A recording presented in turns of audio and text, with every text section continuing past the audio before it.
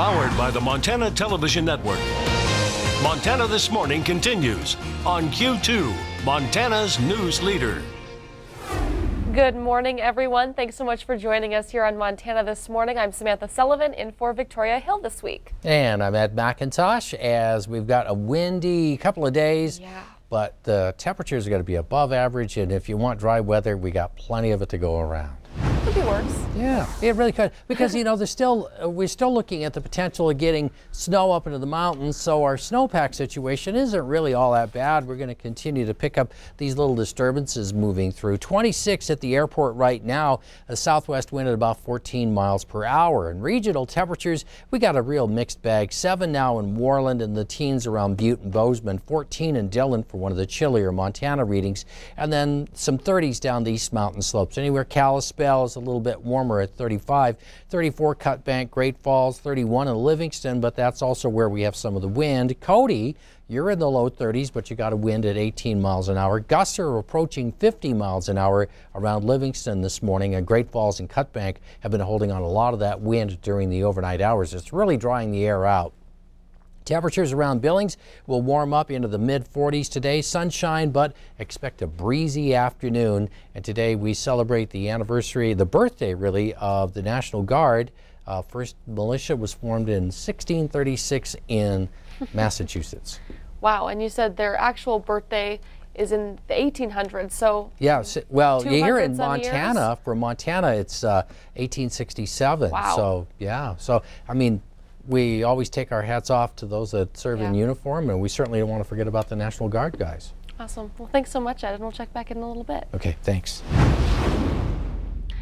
A silent crisis took front and center at the U.S. Capitol on Wednesday.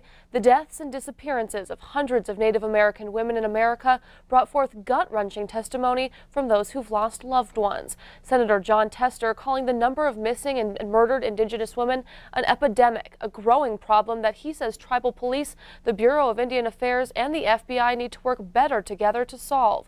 Q2's Russ Riesinger has more. You cannot step foot in Indian country without hearing a heartbreaking story about this growing problem, and that is why we are here today. Senator Jon Tester telling the Senate committee that at least 24 Native Americans have gone missing in Montana this year alone. So the first question is do you guys believe that there is a problem with missing and murdered Indigenous women? A simple yes or no answer will work. Yes, I believe there is a problem. Good.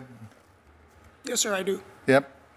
Absolutely, yes. Okay. Tester demanding answers from the feds, but not getting many. Why haven't we found more of them? What is the problem?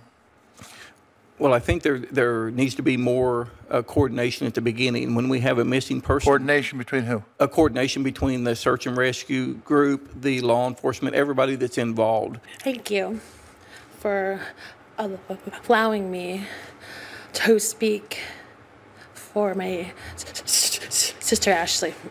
Ashley Loring Heavy Runner has been missing since June of 2017.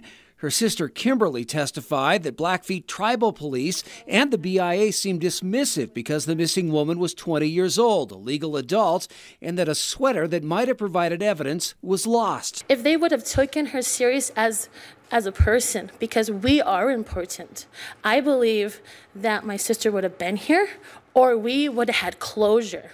I'll go back to where I started, and that is if we'd have a different reaction if this was non-Native. I'm just telling you, it'd be a different reaction.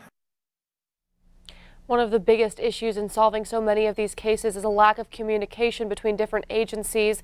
Senator Tester saying that was the only real answer that came from the hearing yesterday.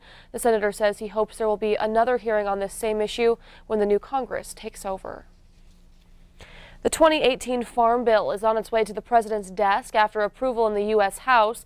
The president is expected to sign the $867 billion bill sometime next week. The 5-year measure includes billions of dollars in subsidies, legalizes hemp, and does not tighten food stamp qualifications.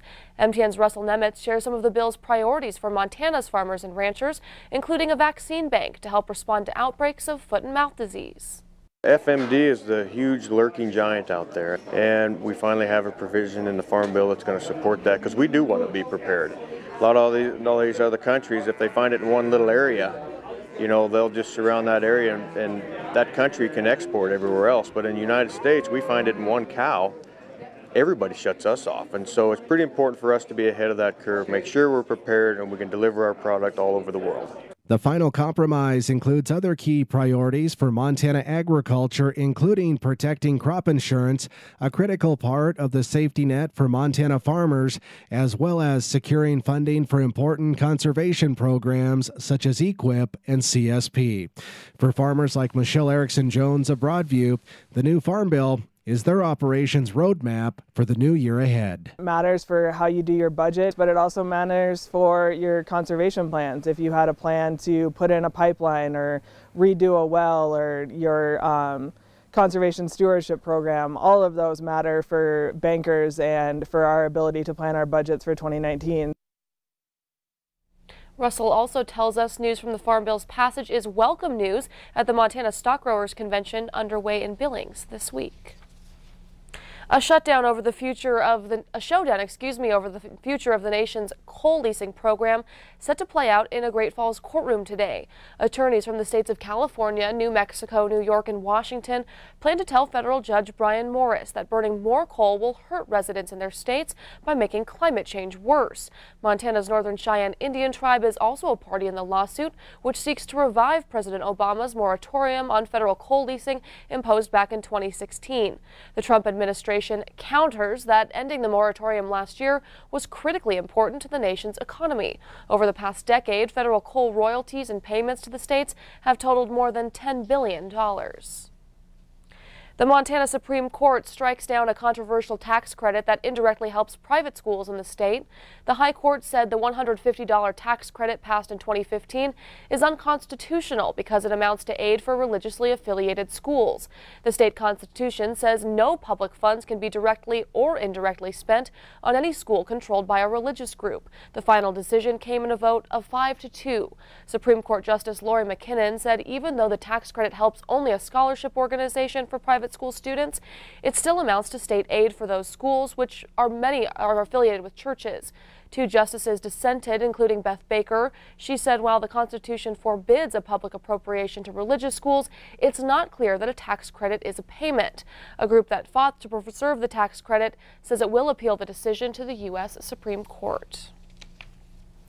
Right now, the halls of the Montana State Capitol are quiet, but in just under a month, all of that will change. Every 2 years, Helena experiences a burst of activity as lawmakers, lobbyists, and the public head to the capital city for the state legislative session. A lot of preparation goes in before the session's start date, as lawmakers only have 90 days to get things done. So far, the first crop of bills has already been written. Several dozen are pre-introduced to be heard in the first few days of the session. Lawmakers have already filed nearly 3,000 requests for bill drafts. That's more than in 2017, but do keep in mind not all of those draft requests actually get introduced. A Billings couple received the gift of a lifetime this week, the gift of life. A long-awaited kidney transplant came through 1,400 miles away. Here's their family's story. I like all these stockings here. Christmas time in a hospital can be depressing, but these high school sweethearts are giddy as they walk hand in hand through the hallway. We will have a special Merry Christmas. Dan Landon just received the gift he's been waiting for 3 years, a new kidney. It's a blessing. The Vietnam veteran says being exposed to Agent Orange caused a lot of health problems, including kidney failure. If I were to leave dialysis, in probably less than 30 days, I'd be dead. His bride of 51 years decided she wasn't going to let that happen. I just looked at him and said, we're going to do what we've always done, and we're going to do it together. And he saw me through my cancer, and so I'm sticking to him. So Charlene did her research, which led the Montana couple 1,400 miles to Des Moines. Unity Point in Des Moines had the shortest waiting time to receive a transplant in the country. Almost every other transplant hospital has a 5 to 7 year waiting list, but here in Iowa, our transplant waiting lists are 12 to 18 months. We have patients that are coming to our center from across the United States. People like the Landons traveling from all over to get the gift of life in Iowa. Our surgeons are aggressive in taking kidneys and transplanting our patients off the list. Landon's kidney donor passed away from a stroke. They may never know the man's name, but they want his family to know the impact he's had on them. How do you thank anybody? You just can't. Thank you is inadequate. It's an amazing story. The Landons will spend Christmas away from home this year, but they're calling this a Christmas miracle. A fund has been set up at First Interstate Bank in Laurel if you'd like to help with any other medical and travel costs. Well, thanks so much for joining us this morning. Still ahead, another musical morning here on Montana This Morning. The Dead Presleys are in studio with a look at their upcoming show. Right now it is 6:10, 27 degrees out. More news and weather are coming your way. Stay with us. You're watching MTN News with Victoria Hill and Storm Tracker weather with Ed McIntosh. This is Montana This Morning on Q2, Montana's news leader.